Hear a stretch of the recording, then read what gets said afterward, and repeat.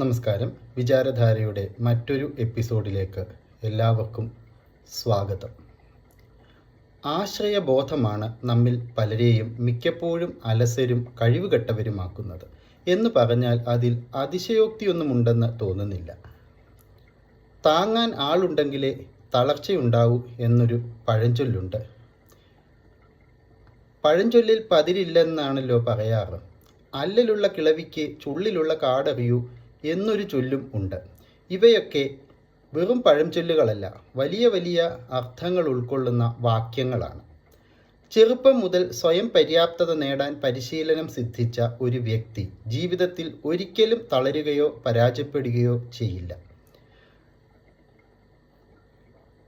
ആത്മവിശ്വാസം നേടാനുള്ള ഏറ്റവും ഫലപ്രദമായ മാർഗം നാം ഏത് കാര്യമാണോ അസാധ്യമെന്ന് കരുതി ചെയ്യാൻ മടിക്കുന്നത് ആ കാര്യം ധൈര്യപൂർവ്വം ചെയ്യാൻ ശ്രമിക്കുകയും ചെയ്ത് വിജയിക്കുകയും ചെയ്യുക എന്നുള്ളതാണ്. സ്നേഹിക്കുക എന്നത് ഒരു കഴിവ് തന്നെയാണ്. എന്നാൽ സ്നേഹിക്കപ്പെടുക എന്ന് പറയുന്നത് ഒരു ഭാഗ്യമാണ്. സ്നേഹം നഷ്ടപ്പെടാതെ കാത്തു സൂക്ഷിക്കുക എന്ന് പറയുന്നത് ഒരു വലിയ ഉത്തരവാദിത്വവുമാണ്. ബന്ധങ്ങൾ കാത്തു സൂക്ഷിക്കാനുള്ള ഏറ്റവും എളുപ്പവഴി അവയെ ഹൃദയത്തിൽ സൂക്ഷിക്കുക എന്നുള്ളതാണ്. പലപ്പോഴും ബുദ്ധിമുട്ടും വിഷമവും നേരിടുന്ന സന്ദർഭങ്ങൾ ജീവിതത്തിൽ ധാരാളം ഉണ്ടാകാറുണ്ട്. ജീവിതത്തിൽ അത് ആവശ്യവുമാണ്. ആ അവസരങ്ങൾ ആരാണ് പങ്കാളി, ബന്ധു, സുഹൃത്ത്, ആരാണ് അഭ്യുദയകാംക്ഷി, ആരാണ് ശത്രു എന്നുള്ള കാര്യം നമുക്ക് കാട്ടിത്തരുന്നു. ഓർക്കുക, പണവും വലിയ സമ്പാദ്യങ്ങളും ഇല്ല എന്നതുകൊണ്ട് മാത്രം ആരും ദരിദ്രരാവുന്നില്ല. എന്നാൽ എന്തുണ്ടായിട്ടും സ്വപ്നങ്ങളും ആഗ്രഹങ്ങളും ശുഭാപ്തി വിശ്വാസവും ഇല്ലാത്ത മനുഷ്യർ യഥാർത്ഥത്തിൽ ശരിക്കും ദരിദ്രരാണ്. സ്വാമി വിവേകാനന്ദൻ്റെ വാക്കുകളാണിത്. വിചിത്രമായ ഒരു ജീവി ആയി മനുഷ്യനെ പോലെ ഈ ലോകത്ത് മറ്റാരും ഉണ്ടാവില്ല.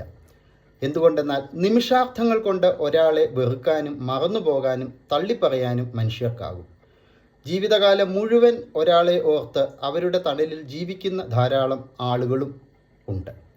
ഒരുപാട് ദൂരത്തിരുന്നിട്ടും മറ്റൊരാളുടെ മനസ്സ് വായിക്കാൻ പറ്റുന്ന ചുരുക്കം ചില സൗഹൃദങ്ങളും ഒപ്പം കഴിയുന്നവരെ പോലും മനസ്സ് വായിക്കാൻ കഴിയാത്ത ബന്ധങ്ങളും അങ്ങനെ പോകുന്ന ആളുകളും ധാരാളമുണ്ട്. സ്നേഹിക്കുന്നവരുടെ സ്നേഹം കാണാതെ പോകുന്നവർ ഒന്ന് ആലോചിച്ച് നോക്കൂ, അതെത്ര ഖേദകരമായ കാര്യമാണ്. അതെ, ഒരിക്കലും സമയം കിട്ടാത്ത, നമുക്ക് വേണ്ടി സമയം ചെലവിടാത്ത, കിട്ടാത്ത സ്നേഹത്തിന് വേണ്ടി അലയുന്ന ധാരാളം ആളുകൾ ഉണ്ട്. ശരിക്കും ആലോചിച്ചാൽ മനുഷ്യനോളം വ്യത്യസ്തത പുലർത്തുന്ന ഒന്നും ഈ ലോകത്തിലില്ല. അക്ഷരാർത്ഥത്തിൽ നാം ആരാണെന്ന് ശരിക്കും അറിയാവുന്നത് നമുക്ക് മാത്രമാണ്. അതുപോലെ തന്നെ ഇന്നത്തെ കാലഘട്ടത്തിൽ നമ്മളെ ഏറ്റവും കൂടുതൽ മനസ്സിലാക്കാനും നമ്മളെ ഏറ്റവും കൂടുതൽ സ്നേഹിക്കാനും സാധിക്കുന്നത് നമുക്ക് തന്നെയാണ്. അഥവാ ആരെങ്കിലും നമ്മുടെ മനസ്സറിയാം എന്ന് പറയുന്നുണ്ടെങ്കിൽ, അങ്ങനെ അവകാശപ്പെട്ടാൽ തന്നെ അത് അർത്ഥമാക്കുന്നത് അത് നമ്മെപ്പറ്റി അവർക്കുള്ള കാഴ്ചപ്പാട് മാത്രമാണ്, അല്ലാതെ നമ്മളെന്ന യഥാർത്ഥ മനുഷ്യനെ ആയിരിക്കില്ല. അതുപോലെ എല്ലാവർക്കും ഒരേ ചിന്ത, മനസ്സ്, കാഴ്ചപ്പാട്, ബുദ്ധി ഇവയൊന്നും ഉണ്ടാവാൻ ഒരു സാധ്യതയുമില്ല. അതുകൊണ്ട് നമ്മൾ ഒരിക്കലും നമ്മുടെ ചിന്താഗതിക്കൊപ്പം മറ്റുള്ളവരും ചിന്തിക്കണം എന്ന് ശഠിക്കുന്നത് യുക്തിയല്ല. നമുക്ക് അംഗീകരിക്കാൻ കഴിയുന്നത് അംഗീകരിക്കുക, പറ്റാത്തത് വിട്ടുകളയുക. നമുക്ക് ഈ ഗാനമൊന്ന് കേട്ടു നോക്കിയാലോ. ഏതോ ജന്മകൽപ്പനയിൽ ഏതോ ജന്മവീഥികളിൽ എന്നെന്നും നീ വന്നു. ഒരു നിമിഷം, ഈ ഒരു നിമിഷം വീണ്ടും നമ്മളൊന്നായി. ഏതോ ജന്മകൽപ്പനയിൽ ഏതോ ജന്മവീഥികളിൽ.